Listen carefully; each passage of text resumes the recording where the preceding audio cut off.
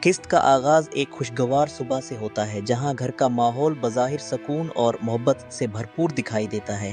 Horn اپنی محبت اور خلوص سے سب کا دل جیت رہی ہوتی ہے۔ وہ خالہ کی صحت کا بے حد خیال رکھتی ہے اور ان کی خوراک سے لے کر آرام تک ہر چیز پر خصوصی توجہ دیتی ہے۔ وہ سب کو یہی سمجھاتی ہے کہ عمر اور بیماری کے اس مرحلے پر باقاعدگی سے دودھ، پھل اور صحت بخش غذا لینا بے حد ضروری ہے۔ احسان بھی اس کی محبت اور فکر کو دیکھ کر متاثر ہوتا ہے، جبکہ ہورن اس سے درخواست کرتی ہے کہ جب بھی وہ خالہ کے پاس آئے تو کوشش کرے کہ اپنے تمام ضروری کام پہلے ہی نمٹا کر آئے تاکہ رات کے گھر سے باہر نہ جانا پڑے، کیونکہ اس کی غیر موجودگی میں اسے ہر وقت خالہ کی فکر لاحق رہتی ہے۔ احسان اسے یقین دلاتا ہے کہ آئندہ وہ اس کی بات کا ضرور خیال رکھے گا، لیکن جب ہورین پوچھتی ہے کہ وہ گزشتہ رات بھی باہر کیوں گیا تھا تو وہ بہانہ بناتا ہے کہ وہ صرف دودھ اور پھل لینے گیا تھا، حالانکہ ہورین جانتی ہے کہ یہ تمام چیزیں پہلے ہی گھر میں موجود تھیں۔ وہ اس کی بات پر خاموش تو ہو جاتی ہے، مگر اس کے دل میں ایک ہلکا سا شک ضرور پیدا ہو جاتا ہے۔ گھر سے نکلتے وقت ہورن ایک بار پھر خالہ کی خیریت کے بارے میں تاکید کرتی ہے اور احسان سے کہتی ہے کہ اگر وہ مصروف نہ ہو تو خالہ کو اکیلا چھوڑ کر کہیں نہ جائے۔ اس کی ہر بات میں اپنائیت اور ذمہ داری صاف جھلکتی ہے۔ دوسری طرف وہ گھر کی قانونی دستاویزات کے حوالے سے بھی خوشخبری دیتی ہے کہ مختار نامے کی اپیل جمع ہو چکی ہے اور جیسے ہی فیصلہ آئے گا تمام معاملات آسان ہو جائیں گے۔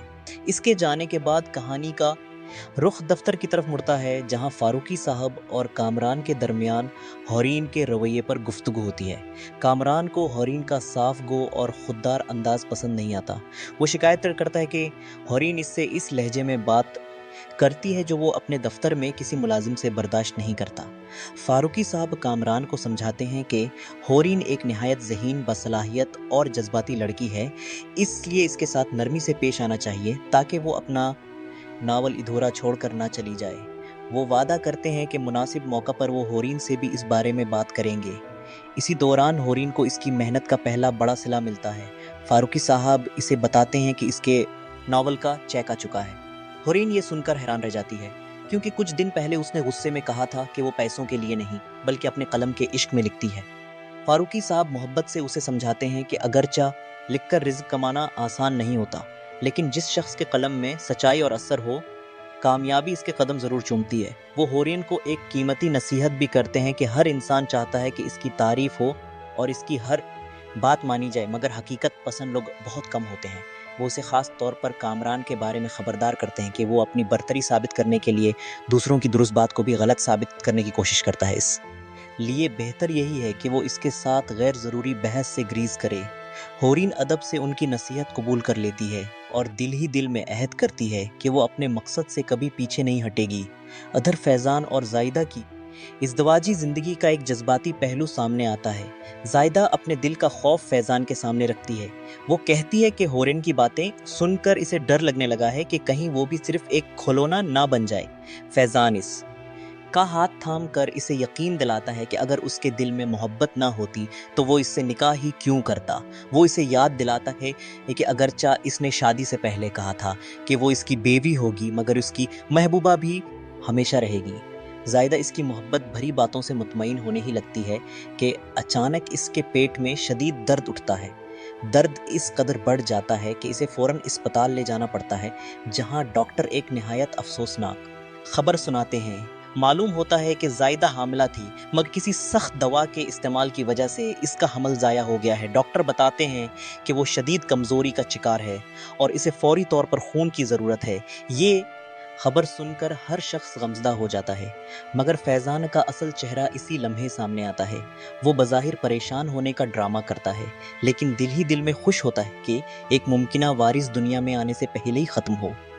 وہ خود غرضی سے سوچتا ہے کہ اگر اس کی دوسری بیوی کے بچے پیدا ہو جاتے تو وہ بھی جائیداد میں حصہ دار بن جاتے، جبکہ وہ ابھی خود اس جائیداد کا مکمل مالک بھی نہیں بنا۔ اس کی یہ سوچ اس کے کردار کی سنگ دلی اور لالچ کو واضح کر دیتی ہے۔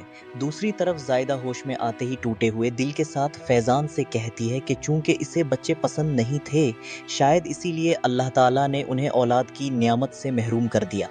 اس کی آنکھوں میں آنسو اور دل میں ٹوٹا ہوا بھروسہ صاف محسوس ہوتا ہے، جبکہ فیضان کے پاس اس درد کا کوئی جواب نہیں ہوتا۔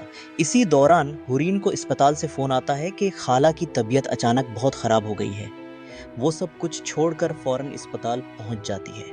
ادھر آریان، جو ابھی دبئی سے واپس آیا ہوتا ہے، جیسے ہی حورین سے رابطہ کرتا ہے تو اسے معلوم ہوتا ہے کہ وہ اسپتال میں ہے۔ وہ فوراً اس سے اسپتال کا پتہ مانگتا ہے اور یقین دلاتا ہے کہ اب وہ اکیلی نہیں ہے۔ اسپتال پہنچنے کے بعد حورین کو معلوم ہوتا ہے کہ خالہ کی حالت تشویشناک ہے اور ڈاکٹر نے فوری طور پر بی پازیٹیو خون کا انتظام کرنے کا کہا ہے۔ وہ مختلف لوگوں سے رابطہ کرنے کی کوشش کرتی ہے مگر کہیں سے بھی فوری مدد نہیں ملتی۔ ایسے میں فیضان بھی وہاں موجود ہوتا ہے، مگر حورین اس کے دکھاوے کو اچھی طرح جانتی ہے۔ وہ صاف الفاظ میں کہہ دیتی ہے کہ اب ڈرامہ کرنے کی ضرورت نہیں، وہ خود سب کچھ سنبھال لے گی، کیونکہ جب خالہ کو ہوش آئے گا تو وہ سب سے پہلے اسی شخص کا نام لیں گی جس نے انہیں زندگی کے مشکل ترین موڑ پر تنہا چھوڑ دیا تھا۔ فیضان اپنی صفائیاں پیش کرنے کی کوشش کرتا ہے اور کہتا ہے کہ وہ خون کا انتظام کر کے واپس آئے گا، مگر حورین اس کی کسی بات پر یقین نہیں کرتی۔ اسی دوران آریان اسپتال پہنچ جاتا ہے۔